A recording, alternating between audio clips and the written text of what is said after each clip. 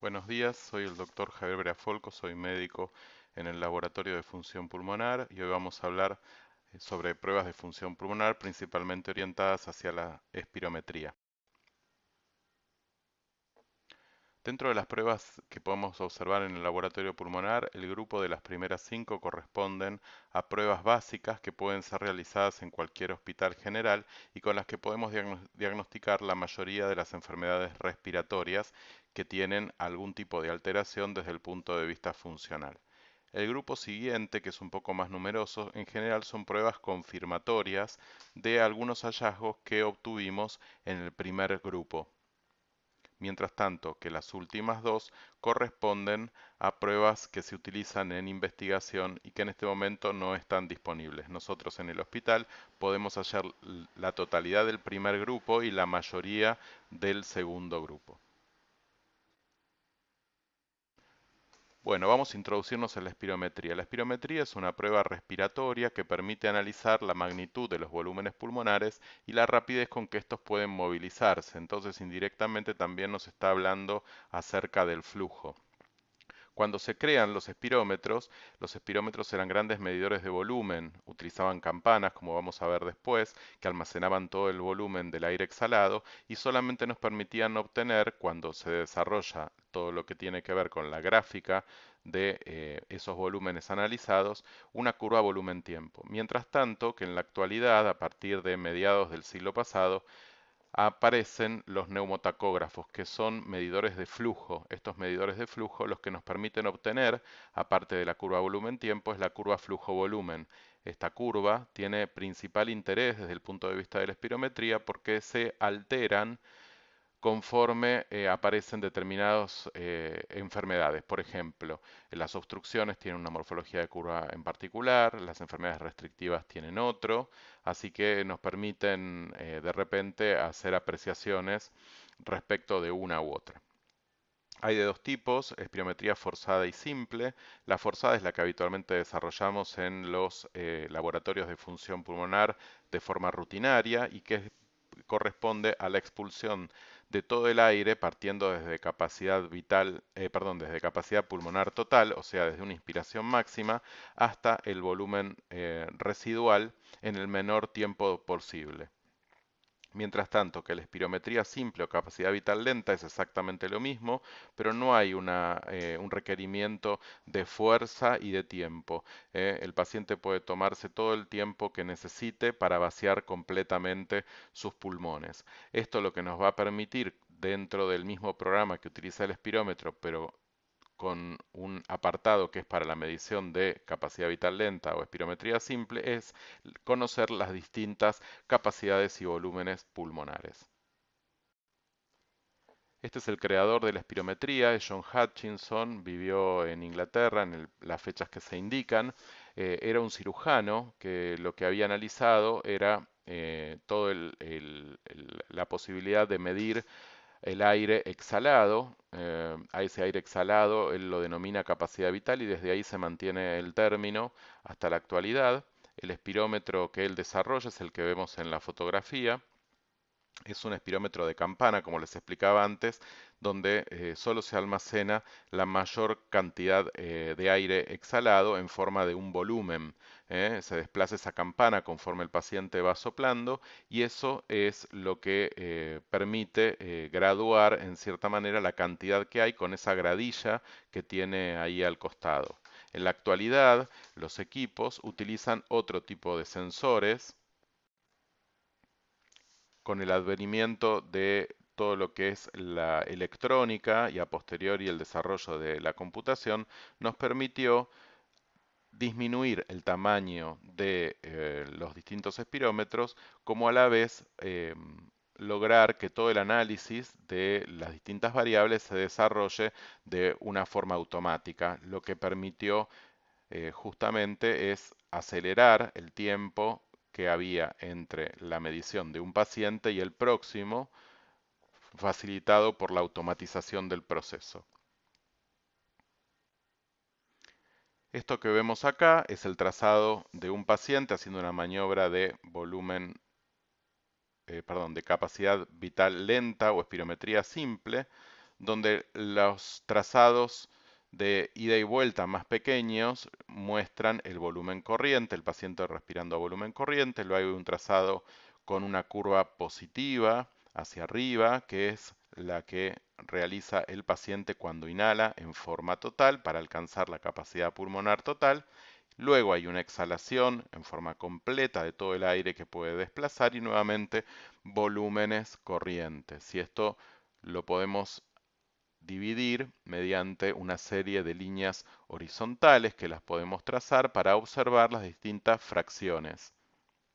El volumen corriente, el volumen de reserva inspiratorio, el volumen de reserva expiratorio, todo el aire desplazable que llamamos capacidad vital, todo lo inspirable que corresponde a la capacidad inspiratoria, la fracción que no podemos analizar mediante la espirometría, que es el volumen residual, y junto con ella las otras dos que tampoco podemos conocer debido a que participa el volumen residual dentro de esto, que es la capacidad pulmonar total y la capacidad residual funcional. Como ven, todas las siglas están en inglés porque es una norma para poder todos hablar de la misma manera y entender las mismas variables. Si nosotros tomamos esta curva y la fraccionamos, la invertimos para tratar de mostrar que la exhalación es en sentido ascendente, lo que nos queda es un trazado que conocemos que es la curva volumen-tiempo.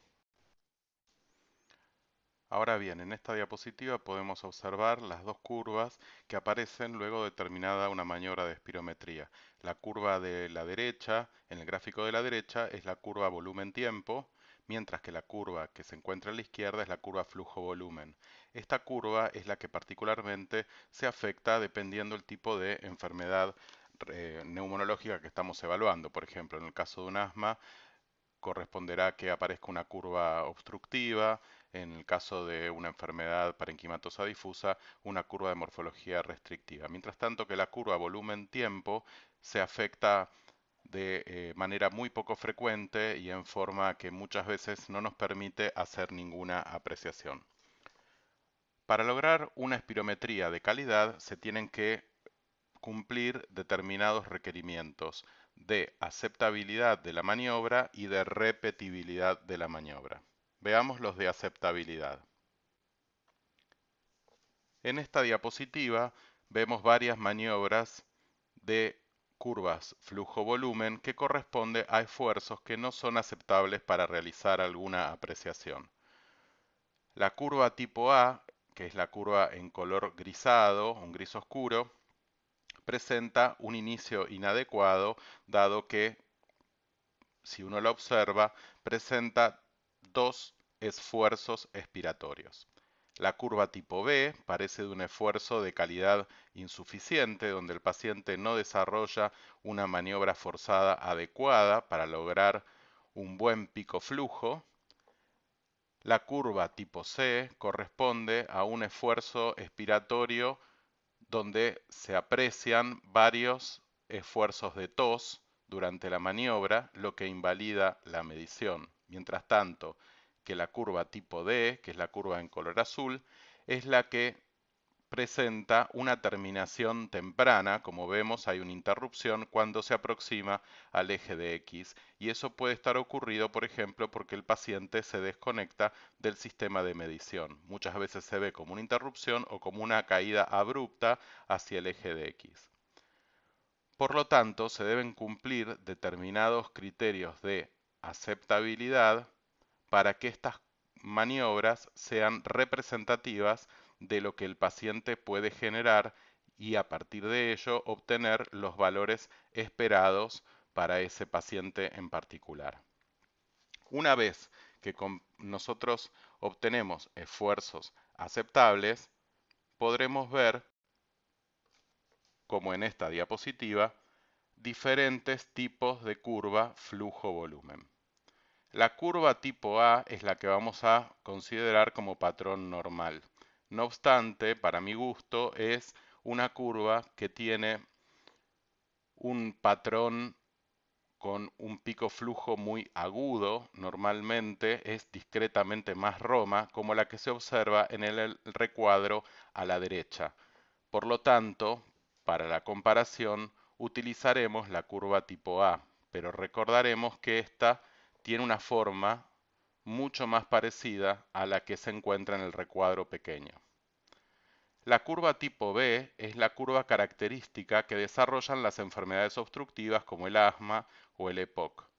Es una curva donde la rama expiratoria presenta una concavidad superior, que es lo que define al patrón obstructivo. El pico flujo puede ser igual o inferior al normal. La curva tipo C es característica de las enfermedades restrictivas. A diferencia de la normal, presenta una base angosta, lo que define a las restricciones, principalmente, en este caso, a las restricciones tipo enfermedad parenquimatosa difusa, o sea, parecida a una fibrosis pulmonar. Muchas veces se acompaña de un pico de flujo incluso superior al valor normal, pero lo que las define es la base angosta.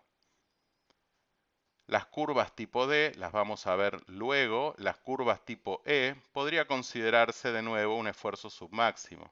No obstante, muchas veces ese tipo de curva, que también tiene base angosta, pero de una forma mucho más roma, a diferencia de la curva C, que también en un patrón restrictivo, la curva tipo E podría corresponder a una enfermedad neuromuscular, en donde el paciente es incapaz de desarrollar un esfuerzo adecuado, tornándose entonces la curva con esta morfología.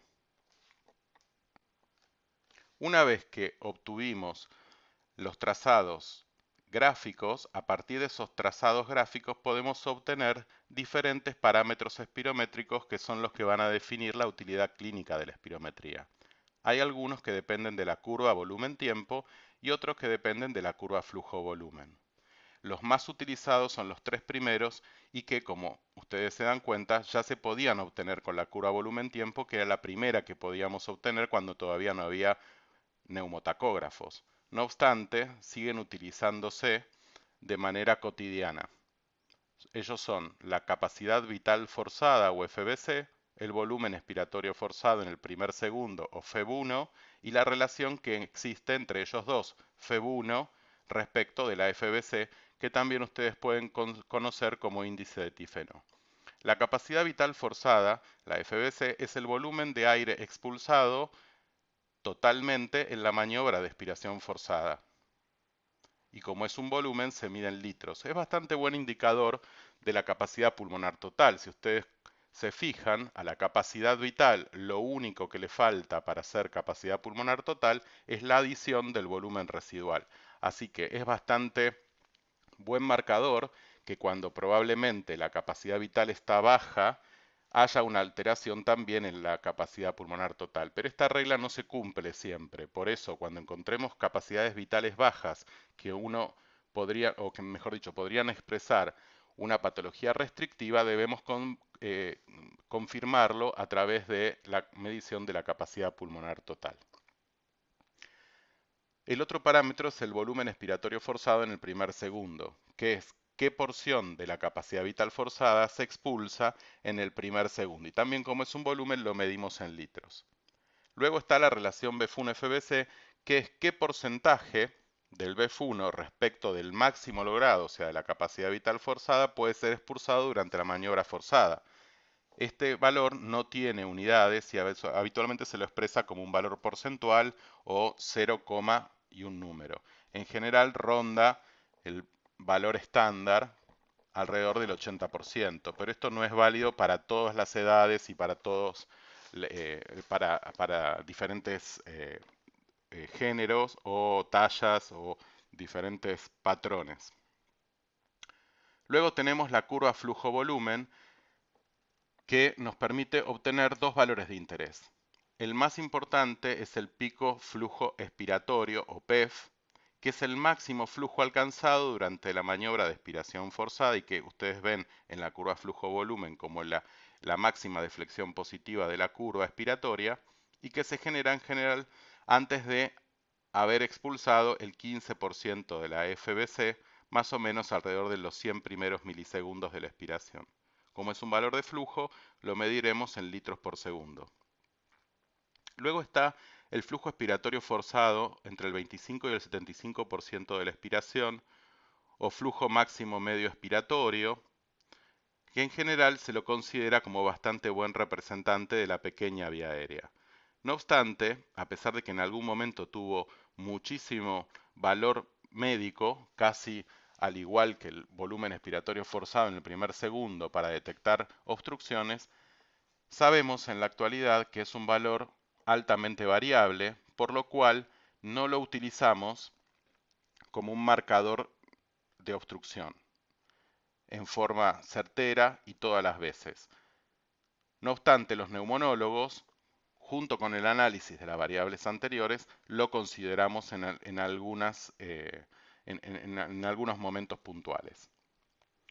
Una vez que tenemos todo este análisis de los trazados espirométricos y todo el análisis de las variables, podemos entonces caracterizar a la espirometría como espirometría obstructiva o restrictiva. Para eso lo haremos, como todo en medicina, a través de los siguientes algoritmos. Estos que ven acá es el algoritmo de análisis una vez obtenido los valores espirométricos de las distintas variables. Partiremos entonces a partir si la relación BF1-FBC es normal. En tal caso de que esta relación sea normal, la próxima cosa a analizar es el valor de capacidad vital forzada. Si este valor es normal o está aumentado, digamos, por arriba del valor normal, igualmente consideramos que eso corresponde a un patrón normal. Digamos que el cambio en más, en general, no expresa alguna alteración. Esto que ven acá es una espirometría dentro de valores de referencia. Nosotros tratamos de no utilizar la palabra normal porque muchas veces esa palabra normal puede confundirse con una persona sana respiratoria. Y muchas veces pacientes como por ejemplo jóvenes con asma bronquial, como podría ser el caso de este paciente, pueden presentar valores normales y no por eso dejar de ser asmáticos. ¿eh? Así que entonces nosotros no utilizamos habitualmente desde el laboratorio la palabra normal, utilizamos más que todo dentro de valores de referencia o dentro de parámetros de referencia. Fíjense los valores en los tres primeros renglones de la grilla se encuentran las variables principales, FBC, BF1, BF1-FBC. En general no hay un orden, pueden encontrarlas en cualquier orden.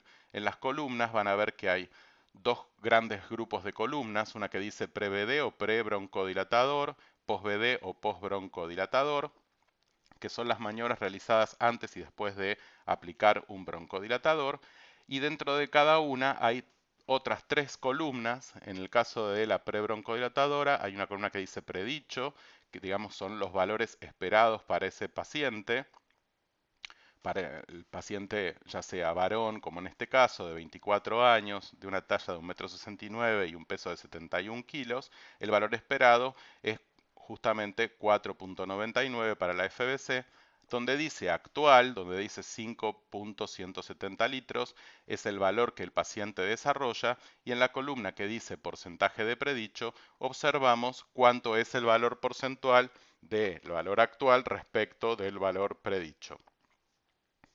En las maniobras postbroncodilatadoras, que en este caso el paciente no tiene realizadas, volvemos a ver tres columnas. El valor actual, o sea, lo que vuelve a hacer el paciente en la postbroncodilatación, el porcentaje del predicho, cuánto representa nuevamente ese valor actual postbroncodilatador respecto del valor esperado, y hay una columna más que se agrega, que es la que dice porcentaje de cambio. El porcentaje de cambio es cuánto cambia en valor porcentual la maniobra entre pre y postbroncodilatación. En este caso, como vemos, todos los valores predichos están próximos al 80, 90 o 100%.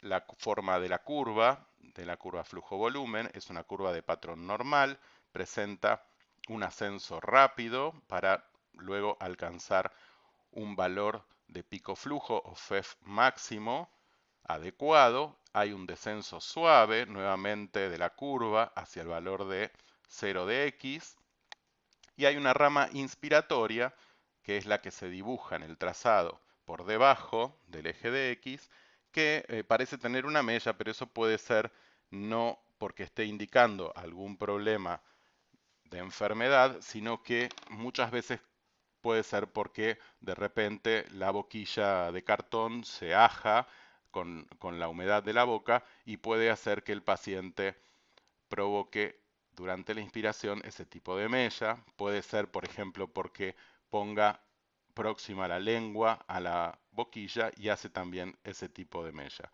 pero no es significativo de algún patrón de enfermedad.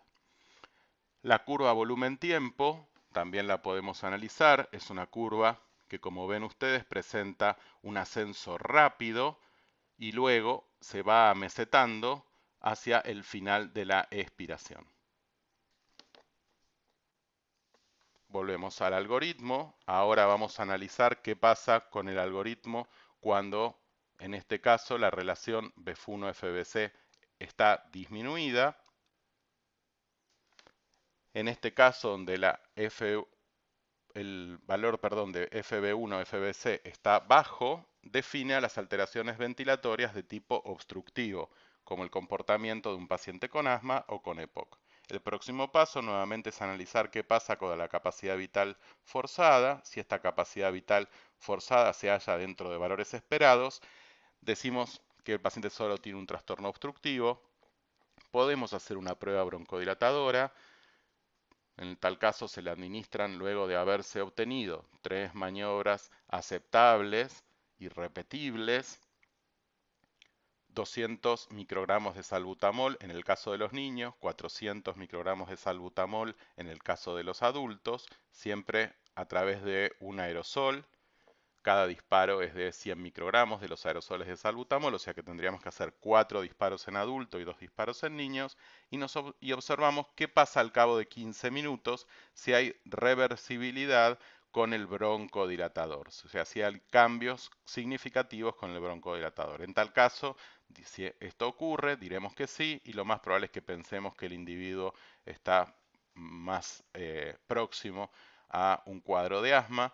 En tal caso de que esto no sea así, pensaremos en la probabilidad de que esto sugiera un patrón tipo EPOC. ¿Esto siempre es así en forma tajante? No, no siempre es así. Yo puedo analizar un paciente con asma bronquial, con un seguimiento adecuado y realizando un tratamiento adecuado, y encontrar de que el paciente, cuando concurre a realizar la espirometría, no presenta reversibilidad. Y esto es así porque está justamente cumpliendo adecuadamente con su tratamiento y su hiperreactividad bronquial ha disminuido.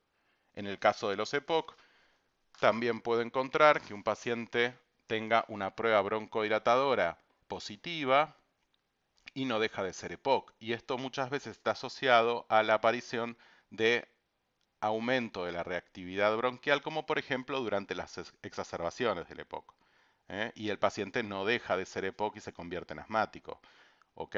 O sea que no siempre la prueba broncodilatadora es tajante respecto a decir que todo lo que revierte es asma bronquial y todo lo que no revierte es EPOC.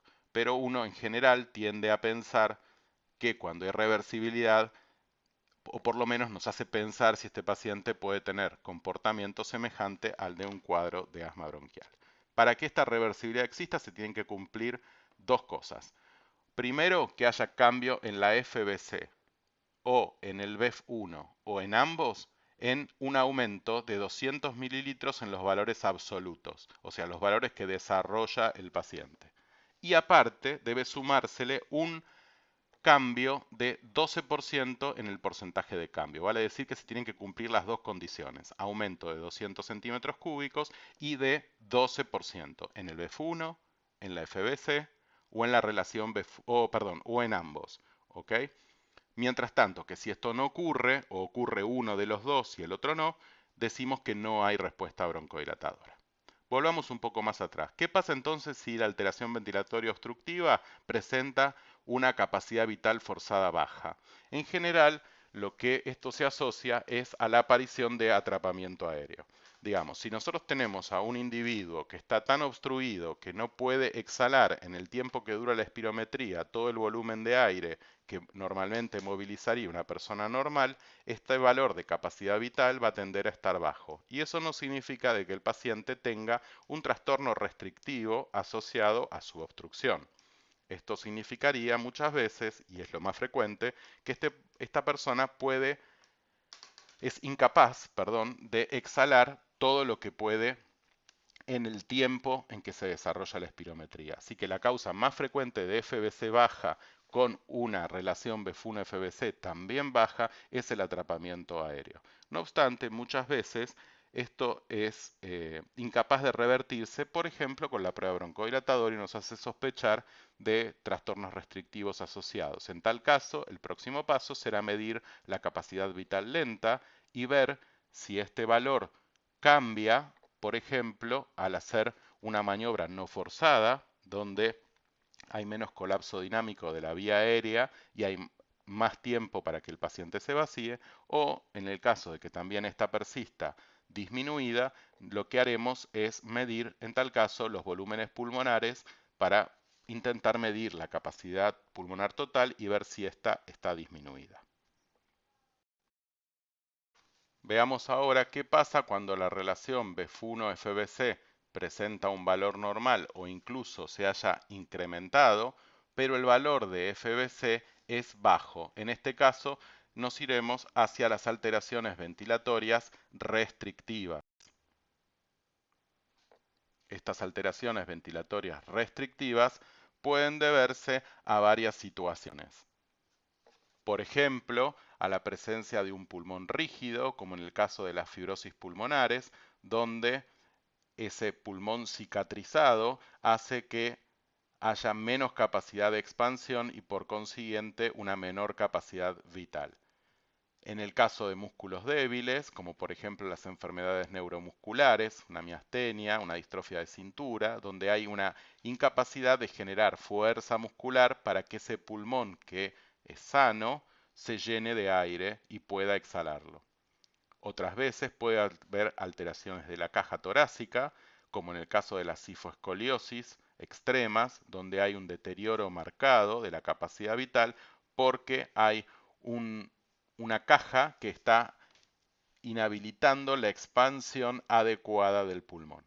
O como en el caso de las neumonías o de la insuficiencia cardíaca, donde hay ocupación del espacio alveolar y hay una falta de lleno de esas unidades que están llenas de líquido, de moco o de pus. Este sería el caso de una curva restrictiva. Si ustedes se fijan, es una curva de base angosta, lo que define a las curvas restrictivas, con bastante buen desarrollo de un pico flujo. Tiende uno a pensar que se trataría de un paciente en el cual probablemente predomine un patrón tipo enfermedad parenquimatosa difusa o patrón de tipo fibrosis pulmonar. Si nos fijamos en los valores prebroncodilatador en la grilla, vemos que la relación BF1-FBC presenta un valor cercano al 110%, mientras tanto que la capacidad vital forzada y el volumen expiratorio forzado en el primer segundo se hayan disminuidos. ¿Ok? Tratando de definir entonces un patrón de tipo restrictivo. Otra de las ayudas que tiene la curva flujo-volumen es permitir detectar patología de la vía aérea grande. Decimos vía aérea grande y no vía aérea superior porque cuando hacemos espirometría la boquilla está colocada sobre la boca. Entonces podemos medir lo que pasa a nivel de las fauces, a nivel de la orofaringe, y así sucesivamente hacia la zona del pulmón. No podemos detectar qué pasa ni en la rinofaringe ni en las fosas nasales, por eso decimos principalmente vía aérea grande y no vía aérea superior. En el gráfico, la curva tipo A es una curva con patrón normal, la curva tipo E está puesta para comparar las curvas B, C y D. La curva tipo E es característica de las enfermedades obstructivas tipo EPOC o tipo asma como vimos previamente. Veamos la curva tipo D, que es la que más frecuentemente hallamos Es una curva flujo-volumen donde vemos el amesetamiento de la rama expiratoria e inspiratoria. Es casi como si hubiéramos truncado las dos ramas. Eso es característico de las obstrucciones de la vía aérea grande fijas. Vale decir que están en los dos tiempos, tanto en el expiratorio como en el inspiratorio. A diferencia de las curvas B y C, que son de obstrucción variable de la vía aérea grande, la curva tipo B con una morfología de curva variable extratorácica, la curva tipo C con una obstrucción variable intratorácica. La curva tipo C, fíjense que se inscribe del mismo lado donde está la obstrucción de un paciente con asma y de un paciente con EPOC, que sería la curva tipo E, que a pesar de no ser una curva de obstrucción de la vía aérea grande, nos permite ver que el desarrollo cuando se hace sobre la rama expiratoria nos habla de patología intratorácica, a diferencia de la curva tipo B que se hace en la rama inspiratoria y que es propio de la patología variable extratorácica. En este ejemplo vemos el caso de una mujer joven. Esta muchacha había tenido una intubación prolongada. No recuerdo bien por qué era el motivo. Creo que era una paciente con asma bronquial y había estado intubada bastante tiempo. Si se fijan, vamos a ver en la curva flujo-volumen la aparición de una obstrucción fija de la vía aérea grande. ¿Sí? Es bastante bien característico, vemos que hay amesetamiento de las dos ramas. Esto es propio de los pacientes con obstrucción fija de la vía aérea grande. ¿Sí? En este caso, la paciente había desarrollado un granuloma a nivel de la tráquea por decúbito del tubo orotraqueal, ocasionando justamente por esa intubación prolongada la aparición de esta patología. Vamos a ver ahora algunos casos clínicos que nos van a permitir realizar el análisis. En esta diapositiva observamos cómo sería el resultado final de un paciente de 58 años, hombre, de talla 1,77 m y peso 72 kilos. ¿Por qué es importante los datos demográficos? Los datos demográficos dijimos que nos permiten hacer el cálculo de los valores esperados o predichos para ese paciente. Cada sexo, cada variación en edad, en talla, en peso, incluso muchas veces en la etnia. Fíjense que ahí dice raza caucásica, que es la que utilizamos para todos los que somos descendientes de raza hispánica. En Latinoamérica utilizamos donde dice raza caucásica, porque somos justamente descendientes europeos, la gran mayoría. Entonces, esto nos permite obtener los valores predichos en base a algunas fórmulas que se obtienen a partir de datos estadísticos. Ahora, ¿cuánto es lo normal o lo esperado para esa persona? Si ustedes se fijan, entre las dos columnas de prebroncodilatación y postbroncodilatación aparecen dos columnas que no habíamos mencionado previamente, que una corresponde al desvío estándar, que lo ven ahí como SD, y otra que dice LLN o Lower Limit of Normal, o sea, el límite inferior normal. Esto, que también se obtiene a partir de un desarrollo estadístico, nos permite conocer con exactitud cuánto es el mínimo valor esperado obtenido en base a trabajos de campo para este paciente en las diferentes variables analizadas. La ventaja de utilizar el límite inferior normal y no utilizar un punto de corte fijo para cada valor es que adecúa mejor a los diferentes valores en las personas. Mientras que si utilizáramos un punto de corte fijo, en algunos valores de edad podemos subestimar o sobreestimar, por ejemplo, el diagnóstico de obstrucción o de restricción. Por eso utilizamos el límite inferior normal como indicador de cuál es el mínimo valor normal esperado que puede tener esa persona. Así como hay un límite inferior normal, hay un límite superior normal Habitualmente el superior normal no aparece en la grilla, pero muchas veces también lo consideramos los neumonólogos que trabajamos en el laboratorio pulmonar.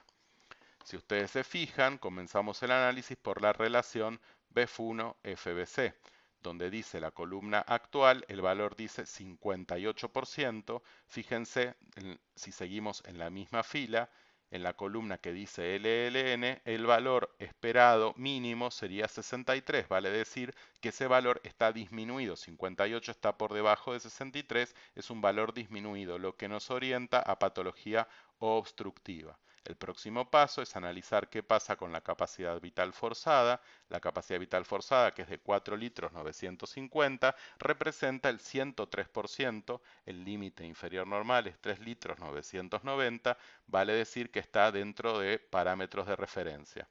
En el caso de que nosotros quisiéramos graduar el grado de severidad de esa obstrucción, deberíamos mirar el BEF1. Eso para ustedes no tiene interés en este momento, sí para nosotros los neumonólogos, para saber que en este caso, con 78% del valor predicho, el paciente tiene una obstrucción de grado leve. ¿Qué pasa con la prueba broncodilatadora? Bueno, le dimos al paciente en este caso, que es un adulto, los 400 microgramos de salbutamol. Volvemos a repetir las maniobras con valores de aceptabilidad y repetibilidad al cabo de 15 minutos. Nos fijamos qué pasa si hay cambio en el porcentaje de cambio en el valor actual. Comenzamos por el análisis por donde dice porcentaje de cambio. Ninguno de los dos valores, tanto el de FBC o el de BEF1, alcanza el 12%, así que no miramos la cantidad de mililitros porque ya sabemos que hay una de las condiciones que no se cumple. ¿Ok? Entonces, en este caso, el informe definitivo diríamos que el paciente tiene una alteración ventilatoria obstructiva de grado leve sin respuesta a broncodilatadores. Si miramos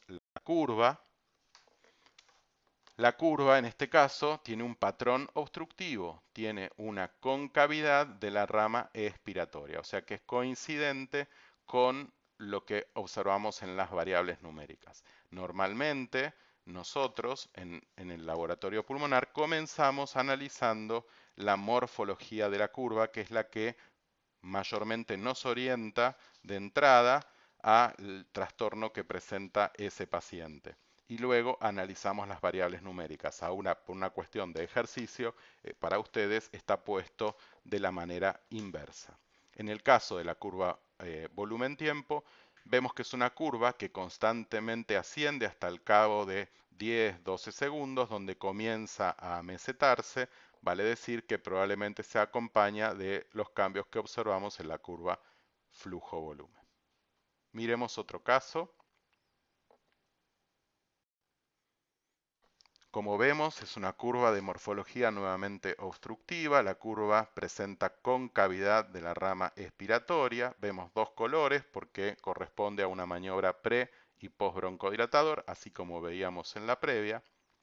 La curva volumen-tiempo no nos da mucha manifestación como para observar eh, algún trastorno que sea de interés en este momento. La curva flujo-volumen es la que nos brinda mucha más información. Miremos ahora los valores de las variables en forma numérica.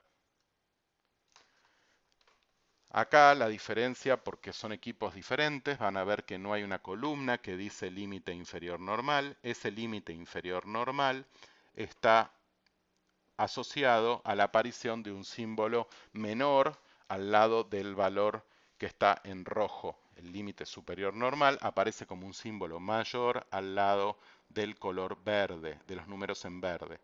El color es algo que uno puede variar a gusto de la persona que decide hacer los informes, pero el mayor o menor solo aparecen cuando el valor cruza el límite inferior normal o límite superior normal.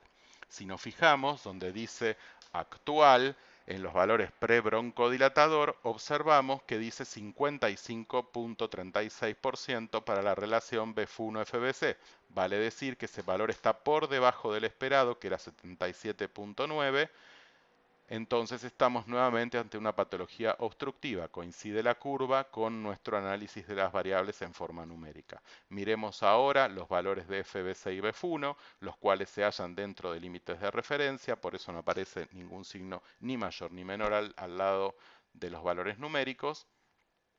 Miramos qué pasa en la postbroncodilatación y vemos que hay un porcentaje de cambio que dice 14 y 15% para FBC y BF1 respectivamente. Entonces, en ese caso, que es mayor a 12%, miramos los mililitros, vamos a ver que el BF1 cambia en más de 200 mililitros, al igual que la FBC, entonces estaríamos ante un paciente con una alteración ventilatoria obstructiva de grado leve, con respuesta a broncodilatadores. Un último caso, comencemos por la curva. Tenemos una curva de morfología obstructiva en la flujo-volumen. La curva volumen-tiempo nuevamente siempre en ascenso. Miremos qué pasa con los valores numéricos. Comenzamos como siempre con la relación BF1-FBC, en este caso es 41% para un valor esperado en la columna LLN de 60 como mínimo, o sea que está por debajo, identificando correctamente una patología obstructiva. Ahora miramos qué pasa con la capacidad vital forzada. Vamos a ver que la capacidad vital forzada tiene un valor normal, esperado, mientras que el BF1 está disminuido. Esto es característico, así como lo vemos, de una alteración ventilatoria obstructiva de grado moderado. Recuerden que para ustedes no es necesario graduar en moderado severo, muy severo, que son las formas que nosotros utilizamos, sino que es importante que para ustedes en este momento de su carrera es identificar correctamente patología obstructiva de restrictiva. Miramos qué pasa con el porcentaje de cambio y vemos que no hay cambio en 12% en FBC o BF1, por lo cual el valor indica que no hay una respuesta broncodilatadora. El informe definitivo diría entonces alteración ventilatoria obstructiva de grado moderado sin respuesta a broncodilatadores. Muy bien, con esto terminamos. La próxima charla corresponde a patología restrictiva, donde van a ver otras pruebas funcionales, en este caso las pruebas de test de difusión y de volúmenes pulmonares, porque tienen mucha, en general, más utilidad en patología parenquimatosa difusa, como van a ver ustedes, y en otras enfermedades restrictivas. En las obstrucciones, los volúmenes pulmonares en general se piden en situaciones en particular, por ejemplo, cuando voy a hacer una cirugía o, por ejemplo, debo hacer algún análisis en particular de un paciente, por ejemplo, un paciente con una enfermedad oncológica y necesito saber si ese paciente puede ser sometido a patología por radioterapia y patología quirúrgica también oncológica, ¿ok? O, por ejemplo, tengo que hacer de repente una cirugía de reducción de volumen en un enfisema o colocación de válvulas en un enfisema, necesito saber cuál es la capacidad la capacidad pulmonar total, el volumen residual. En general, si no es de poca utilidad la solicitud de volúmenes pulmonares. El test de difusión podría tener un poquito más de interés, principalmente para diferenciar, muchas veces se lo puede llegar a utilizar en pacientes donde no queda claro si el comportamiento es como de un paciente con asma o de un paciente con EPOC y pedir, muchas veces en el caso de los enfisemas, el test de difusión se haya disminuido dependiendo de la magnitud del enfisema y eso nos permite justamente diferenciar asma de EPOC, por ejemplo. Pero eso lo van a ver en la próxima charla. Yo me despido, les agradezco por el tiempo de prestar atención a la clase. Van a ver que si lo repasan varias veces es algo relativamente sencillo lo que tienen que aprender. Muchas gracias.